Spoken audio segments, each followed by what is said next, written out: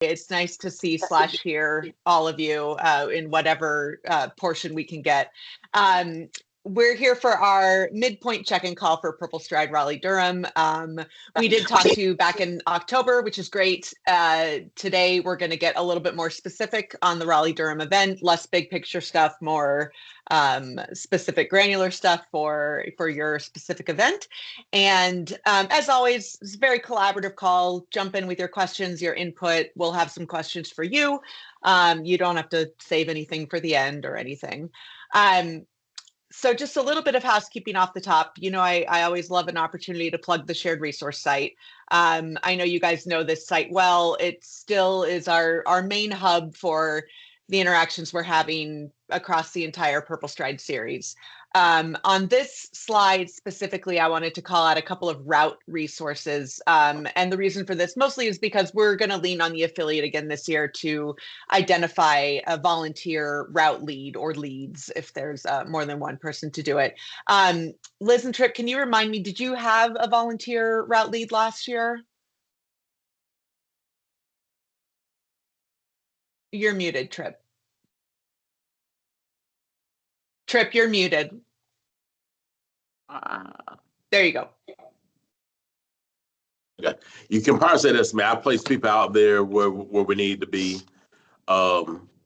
This year I may try to find someone else to try to do that and maybe go out the day before and stuff like that. So where we need, so I can kind of be more on site, more on hand instead of out and all. So. Okay. Yeah. If you can find somebody who can just kind of be dedicated to the route, or to, you know, could be 2 people, whatever it needs to happen, just to really the main tasks would be setting out the signage the morning of the event. So all the directional signage, placing volunteers where they need to be, and then just sort of keeping an eye on the route operations while it's going on, clearing the signage out after the walk is done.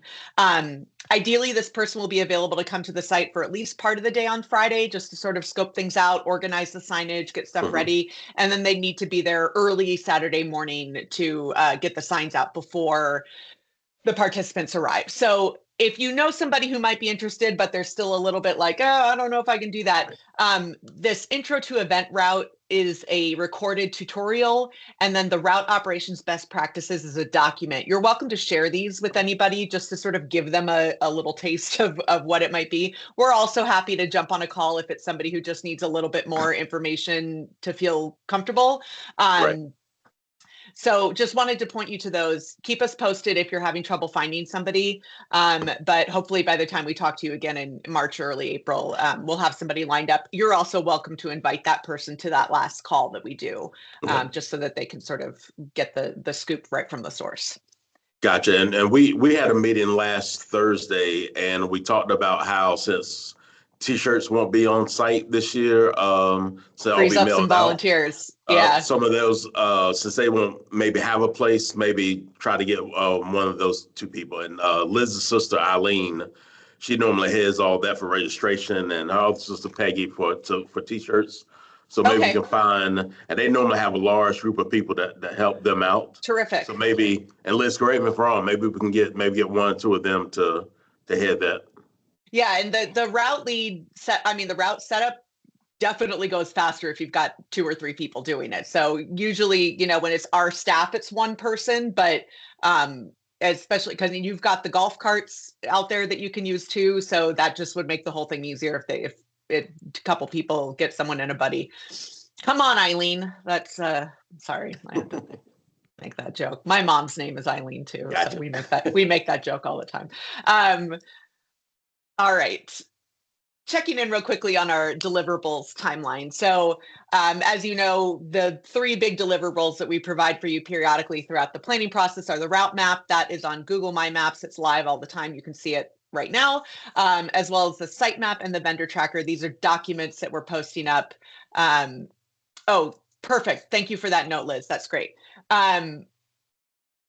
The first upload that we did to the shared resource site was back on January 2nd. Those are the documents we're going to go over on this call today. So if you haven't looked at them on your own yet, that's totally fine.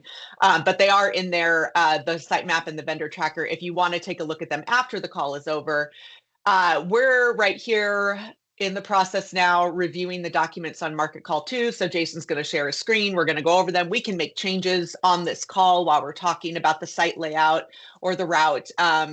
And then you will have until the end of the month, which is the end of next week, to get us any additional feedback that you might have after this call. So if you're like me and 5 minutes after you hang up, you think of something else that you wanted to change, you can just shoot that over in an email, chat with other volunteers, talk with Anna, whatever you need to do, and then send us your feedback by the 30th. Anything we get by the 30th, we will incorporate those changes into the next round of updated documents, and those will be posted on February 9th.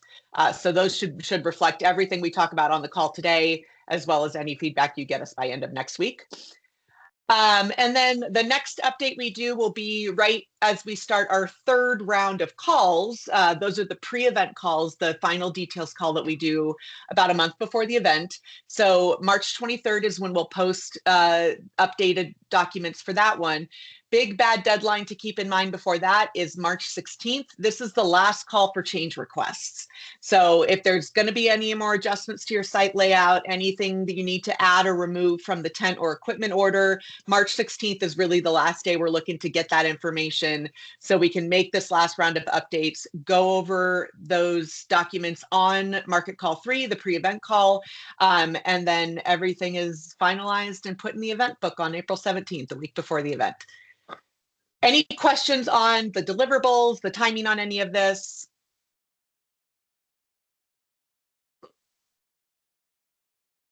All righty.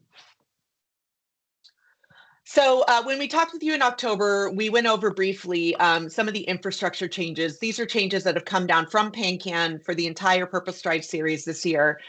Since Raleigh Durham is in this expanded package over here in the right-hand column, being an event with over 700 participants, your event's not really going to be affected that much by these changes. The big difference you'll see is no t-shirt tent. As you mentioned, Trip frees up some volunteers, frees up some space in the event village. Other than that, your event village should look pretty similar. Not a whole lot of changes here. One thing that we will talk about, and I'll let Jason get into this a little bit too, is the start finish line. Does Raleigh Durham have a premier sponsor, or are you anticipating having one this year? No premier sponsor? Not as right now. No. Okay, so this year, the truss structure that we typically have done for the start finish line in the past, we're only getting that for markets that have a premier sponsor, because the premier sponsor goes on the banner and the banner needs to hang on something. So for all other markets, so this would include Raleigh Durham, it's going to fall to you guys to determine what you want your start finish setup to be.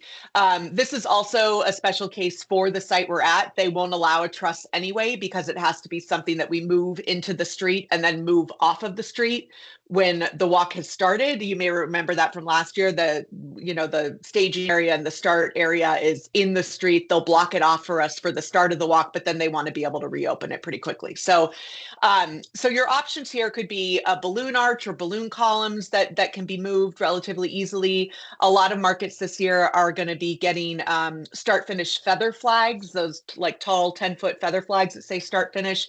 Those will be in the signage portal that we have this year, with the same as like all the regular signage ordering that you do. So if you want to have the feather flags, you can just order them there. Could not be easier. We're aware that some markets are looking into it like a branded inflatable arch. You may see those at other events sometimes. So these are things that you will work on sourcing. Anna can work with you on where to find this stuff. You'll have some extra budget in your event experience budget to help pay for this piece that we're asking you to do. And we just ask that as you're looking into what your options are going to be, just take into consideration any peripheral needs that might go with that. And so by that, I mean, if you're going to do an inflatable arch, you need a power source for that too. So you'll have to source a generator or rent one or see if a vendor has one that can bring it for you to use. Same with balloon arches and things like that. We have to make sure you have ways to weigh those down, keeping in mind that they also have to be movable. So we don't want 50-pound cement blocks, but sandbags would be fine, so that we're able to move whatever it is after the walk has started. Do you have any questions about the start finish options? You're really bound by the limits of your imagination and your budget. Other than that, we're hearing some real creative ideas coming out of some markets for what they're thinking about doing. Aaron, quick question for me. Sorry, I have questions on every call apparently. Because absolutely fine. My only event where I've done a balloon arch before is in DC, and we just randomly get lucky that because we block off the streets, we have like existing barricades that we attach it to. In your experience, do the companies that do the balloon arches have something you can rent from them, or do they typically expect us to take care of like whatever's going to hold it down? I know that with the columns, like if they do balloon columns, those almost always come on a weighted base. So it'll be like a metal base with a pole that goes up the middle, and then they wrap the balloons around that to form these columns. With the arches, I think they do often bring the weighted bases also, but it's more of a string or a rope that they're attaching the balloons to, so they blow in the wind a little bit more. If you're talking to balloon vendors, just ask them, do you have weighted bases that we can use? We don't have a way to stake this into the ground.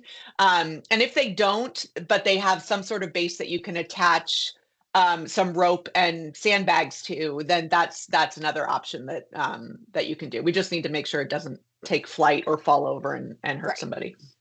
Okay, thank you.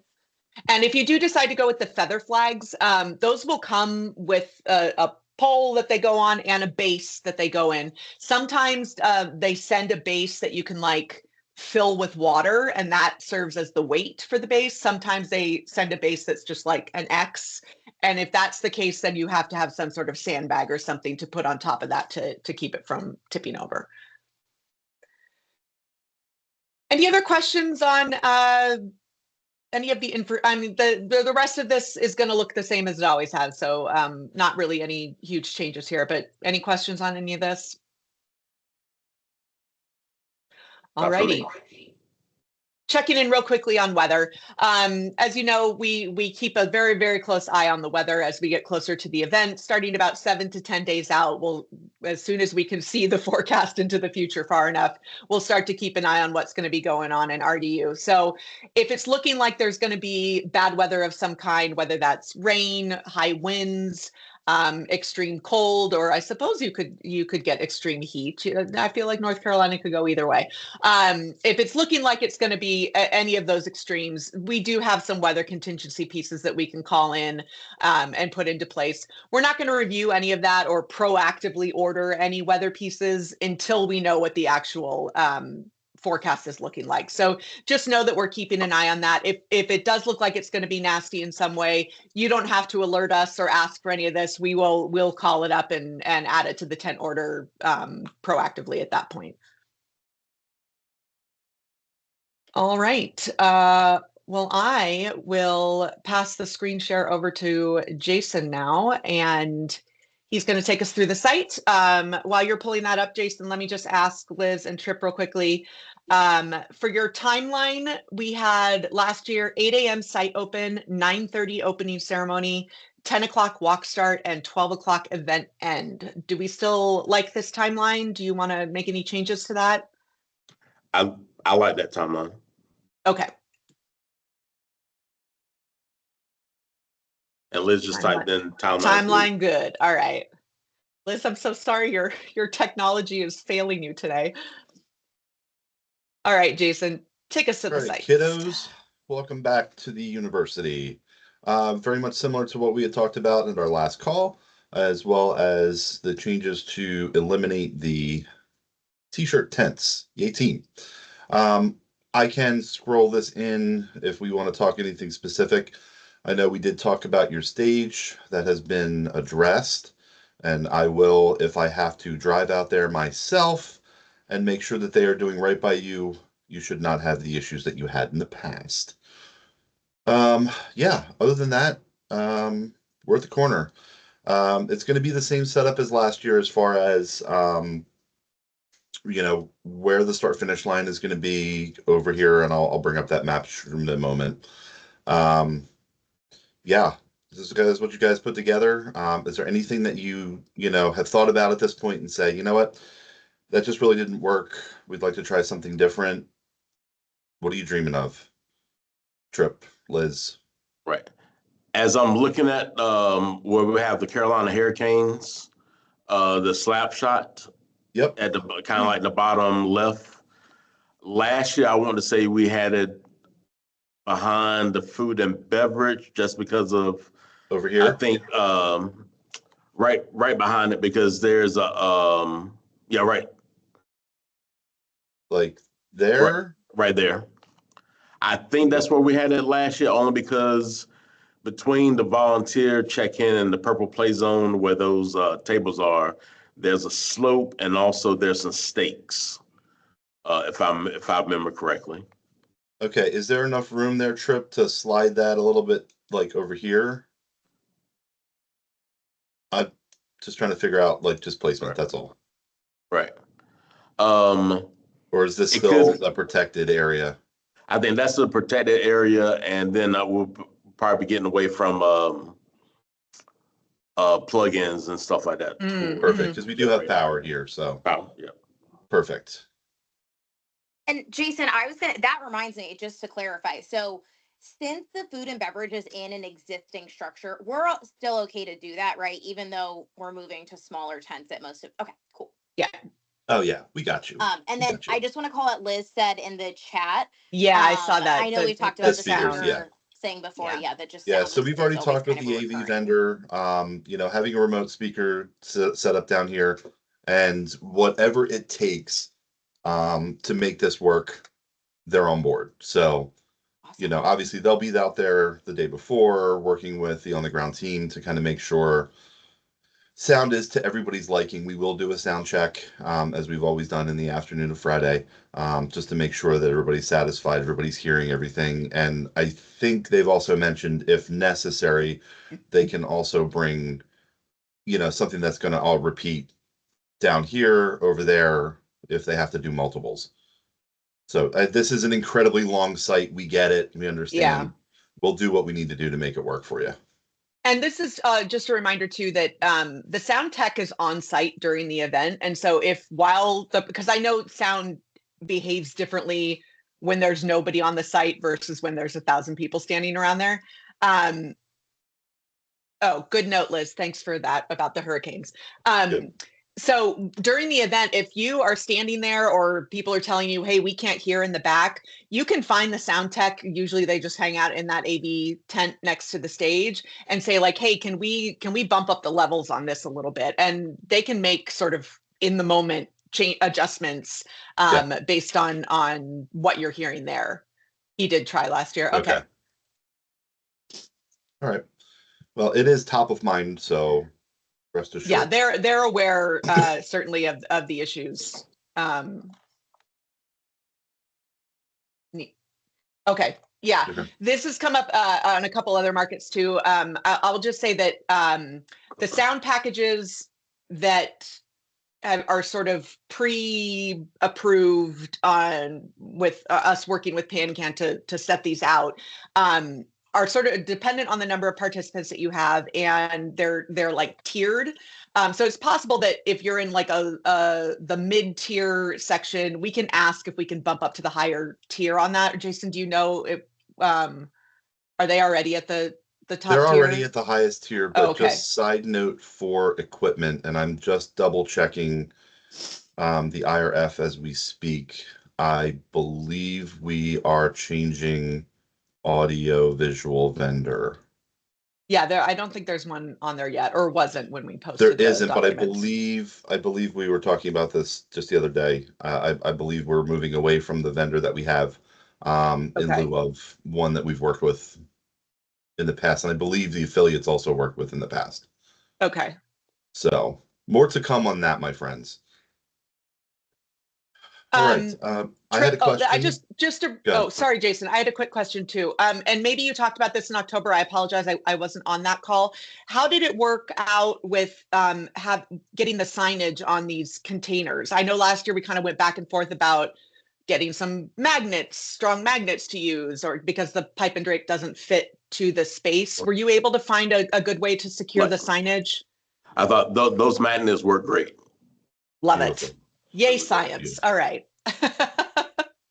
You have made the signage queen happy today. It's just my heart is warmed. Yes. Yes. All right. Now back to my question. Purple Play Zone.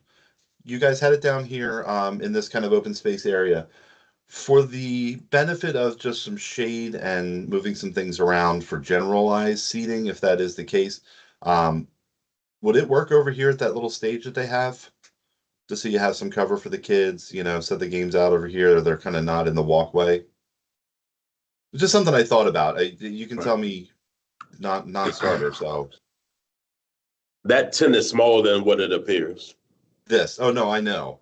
But I figured most of the throw me things games are generally kind of outside, but if not, you leave it there, no harm, no foul.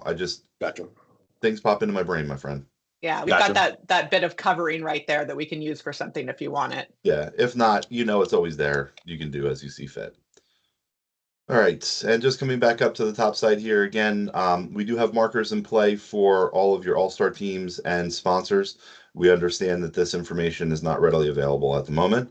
So as things come in and you name your all-star teams and everything else, we have space for them. Obviously, you're not bound by 6. I don't care if you show up with a dozen. Great, we'll have a dozen tents for all-star teams.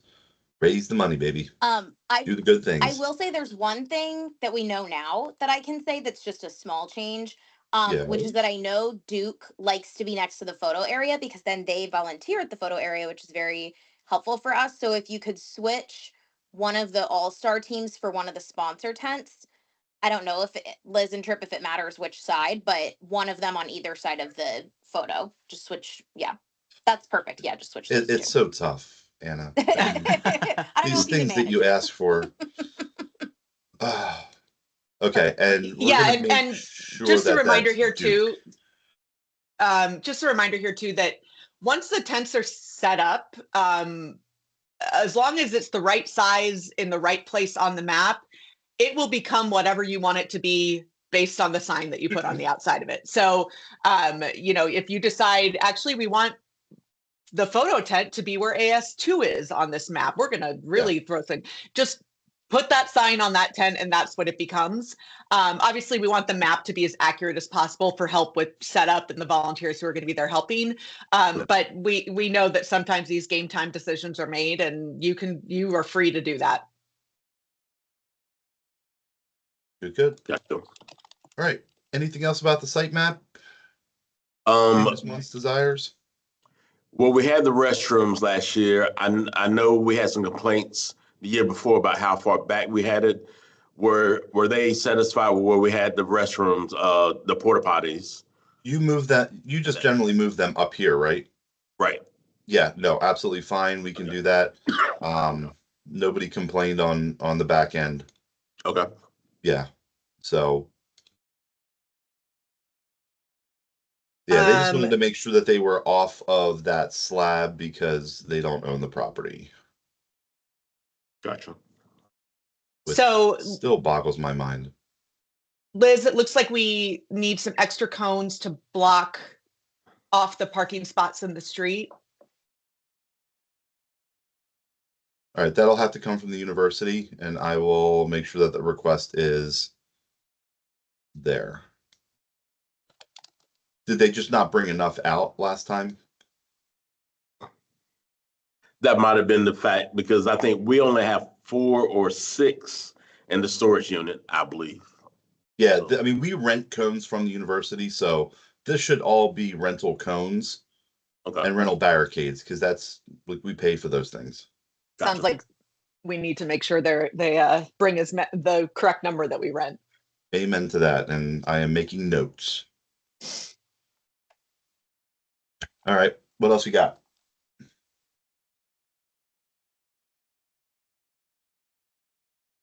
Love it. Nothing for me.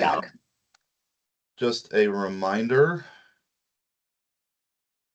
So this is the big picture. Obviously, our event site here at the corner. We will have participant staging, which is going to be police protected here with a start finish. They walk out and then enter the pathway there as they have in the past. This, unfortunately, with the exception of the trust conversation that we've been having, is they gave that to us. I cannot change this. Non-negotiable.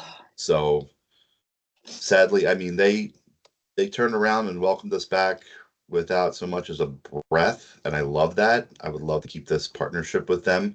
Then maybe in the future we can play with certain things, but this is what in their mind is the safest and what works. So unless there's any issues that I need to take back to Jude and the team there, and please do not be shy.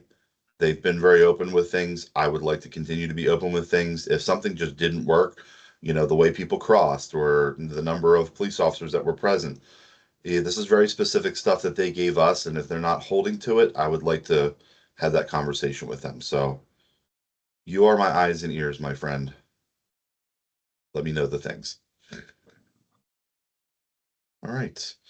Let's go over to the route. Route. Okay, same as last year. And again, you have some overlapping colors here. Just this is the 1 mile short route. It will be advertised as a short route, as it might be a mile, might be a little bit more, might be a little bit less. It depends on where they want to turn around. Again, just kind of zooming in, they're going to enter the park, or they're going to enter the trail system here at the police point. Come in, make their left turn, come down, and then when they get to this turnaround here before the underpass bridge, they come back. I think you guys did a staggered start, or we talked about a staggered start. Did that work? Do we need to make any alterations? I thought it worked pretty good. I heard it did. I just wanted to hear you say it. I'm proud of you guys. I mean, that's awesome. All right, and then the long route. And I understand you guys have runners. If they want the full 5K, reminder, they need to do the full route, and when they come back, come back through the loop, and that gets them their extra mile. Again, we're not a timed event. We're giving them the opportunity for a full 5K distance. And at that point, hopefully, it's a little bit easier for them to navigate, especially when they're that far ahead. Most of these cats are running pretty quick. One thing that we are going to, based on your feedback from before, I'm going to try to work with Jude and the team. This is where you guys went awry last year. The turn wasn't clear or whatever that brought them up Main Campus Drive instead of coming back the route. We're going to make sure that we have this really tightened up, whether there be a police officer there, an extra volunteer there, but definitely some additional signage to bring them back down Campus Shores to the above ground street crossing. And then we should not have any problem, because what we had talked about was they started coming back up here. They took over roadway. There wasn't sidewalk space because they weren't supposed to be there. And but Jason, accidents happen. Will you move down some? Yeah. Where do you want? Go down a little bit further to where they come out. So stop right there. Yeah. So last year, the guy that from Event 360 and I, when we did it, kind of what the route said, at least the paper we had, this little grassy area to the right. That is where it kind of had us. Yeah, that's kind of where it had us cross over, and then it's like Achievement Drive. That's where it had to kind of cross over and then cross over to the grassy area, then cross back over. So that was kind of that was another issue that we had, seemed like. It had you crossing the street? Or they did the turnaround at that. So at least that little path. Yeah, right. At least the sheet that we had, it seems like the turnaround didn't go all the way this far. It cut short. It's like that little roadway we had to go across Achievement and then back over. And that's what it seemed like we had last year. And that would seem like everybody turned around. Okay. Right. We'll make sure. And if I need to, I mean, I can always give everybody a turn by turn. Gotcha. That, if we need to make it a little bit easier as well. Okay. So, and I will talk with them. I remember a note here. You guys had an issue with this boat ramp entrance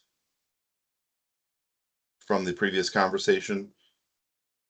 Yeah, I think maybe some people might have turned back that way. So if we just make a note, we may need to have a route volunteer right there to This say was like supposed, yeah, this was supposed to be a member of law enforcement because they would not allow us to have volunteers there. Okay. So if that person was not there, I can communicate that back to the university team. Okay. So, And of course, and during that time, I wasn't out there, so I can't say if there was a law enforcement there or not. So I can't say 100%. Sure. And Jason, to the point Anna made in the chat, it sounds like we could benefit just from some extra route signage, some arrows, some, Yeah. 5K this way. We ordered heavy last year. If that wasn't sufficient, then we can definitely make sure that we're adding on what you guys need. I mean, this was a huge change last year, and you guys, I think really did well. I think but the other we thing need more. too is it could have just been a matter of, like, I'm thinking of that spot that you pointed out in particular where people should have turned left and we're going straight. It might just be a matter of communicating to the volunteers who are putting the signs out that, Yeah. hey, this specific, because honestly, the way it goes with those route signs a lot is like you're kind of going along the route and you're placing them and then you're like, okay, that looked good. So maybe just it might have not been that there weren't enough signs. It could have just been, we need to really specify that in that area. And correct me if I'm wrong, we have a water station there too. Down at the turnaround? Yeah. There we go. So yeah, is that where the water station was? Trip, now I'm trying to look at it and trying to remember. We had one water station by the boat ramp. And then I think we had the other water station around mile 2, wherever that is. It was like a corner. Yeah, I'm looking at it right now. Yeah, and where you place the water stations can be a little bit strategic too, like putting them at places where people made wrong turns in the past. Right. Serves as another sort of visual, like, hey, there's people here. Maybe we need to turn or pay attention. Yeah, right. I think if we put that at that turnaround there, number one, it's going to be easier to access, and then we should be good to go. Jason, are they allowed to use chalk?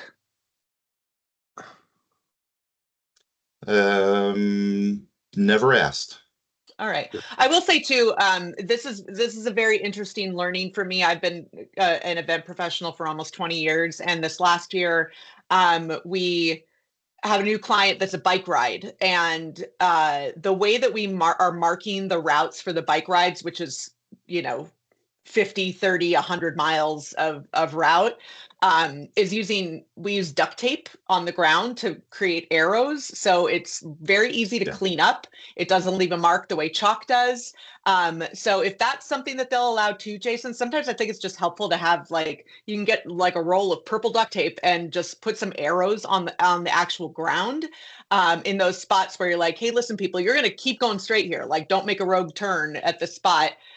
So that's just another thing that, like, for the walk and run events that we do, it had never really occurred to me that that was an option. And then we started doing them on these bike rides and I'm like, duct tape, man, that's the way to go. Oh my gosh, so yes. Yeah, so that's another little fun trick that we learned this last year. So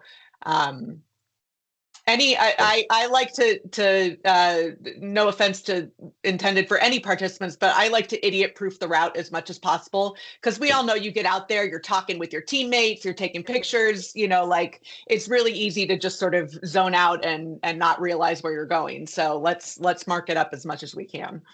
Yeah, I mean, as long as nobody, does that and ends up in South Carolina, we'll be okay. All right. Any other questions about the route? Anything you need me to relay back to the university? I will come back with some info on that chalk and tape.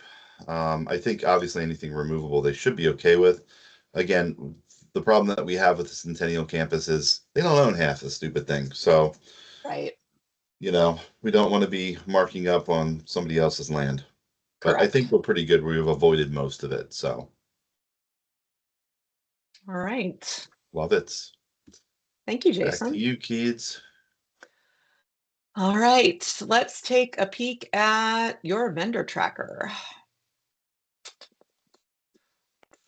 Where are you? There you All right, so the vendor tracker, also known as the IRF, the infrastructure request form, you've heard us refer to it in the past.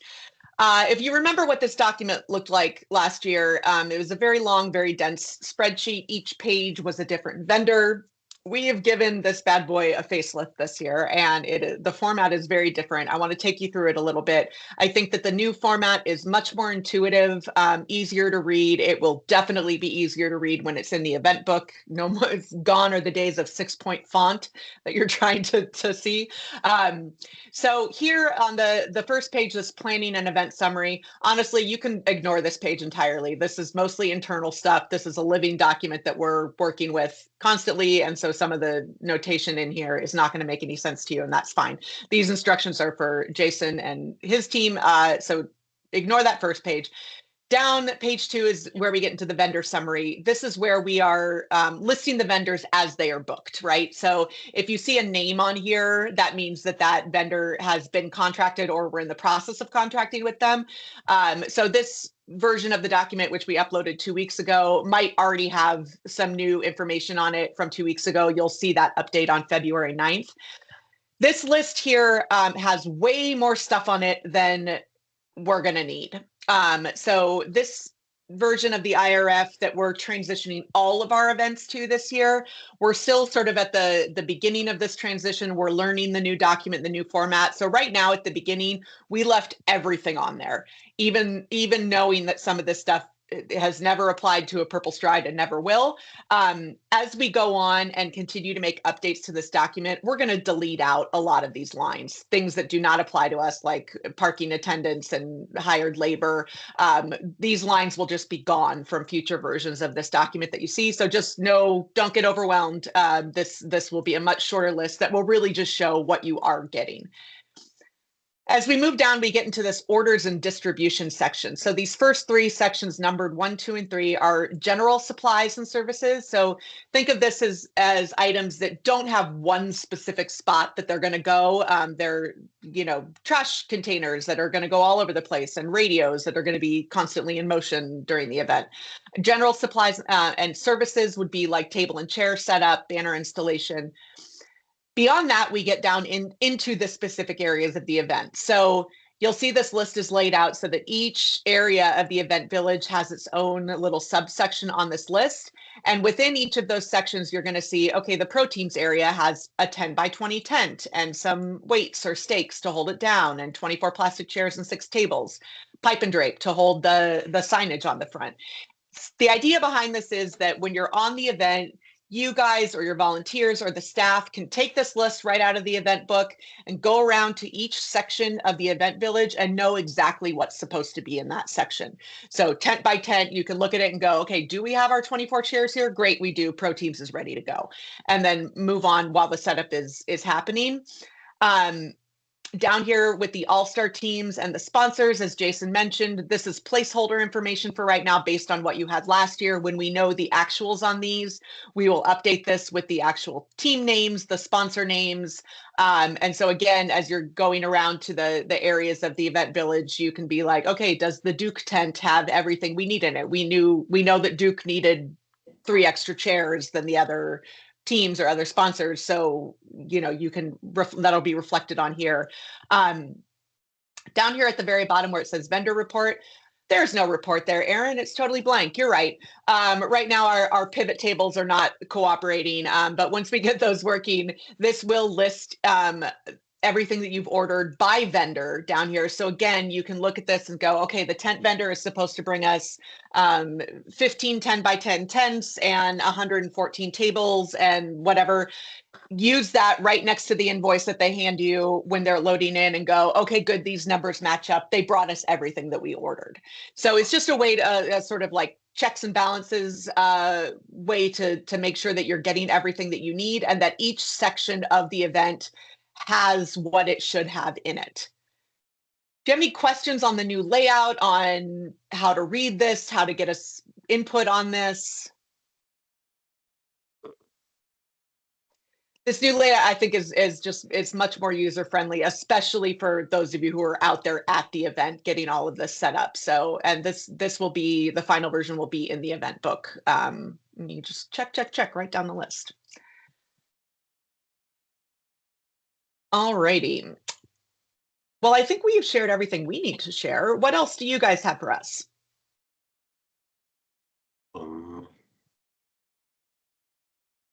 I don't think I have anything right now. All right. This is Liz is typing. Let's see. Nothing else. Great. So this is certainly one of the events that we're feeling this a lot this year, that it's like, no, yeah, we're getting dialed in on this one. Like, we've had a couple of years to fiddle with the layout and to sort of hone it down to what works best. And I think that you're going to see that reflected this year when you get out there to the event. Everything's just going to go a lot more smoothly. We know that we will check in on some of these items having to do with the sound and just make sure that they are on the same page in terms of the equipment that they are bringing. Having the new AV vendor should help a lot with that. And you guys will continue to let us know if you have any input or feedback. Just a reminder, end of the month, anything that you want to see reflected on that next round of updates, get us that input by the end of this month. Jason will take all the input we talked about on this call and incorporate it. Beyond that, you can still get us input anytime you want. You just won't see the new maps again until March at that point. So any last minute questions, things you want us to keep top of mind, or we're good to go? I think we're good to go on my end. All right. Well, it is lovely to see you as always. We almost saw you, Liz. I felt your presence in my heart. And yeah, looking forward to another great event. Keep us posted if there's anything you need. Stay warm this weekend as you get your snowstorm dumped on you. And we will be in touch again very soon. Thanks to you guys. All right. Thanks. Thanks, guys. Thanks, everyone. Take care. Be good. Will do. Thank you.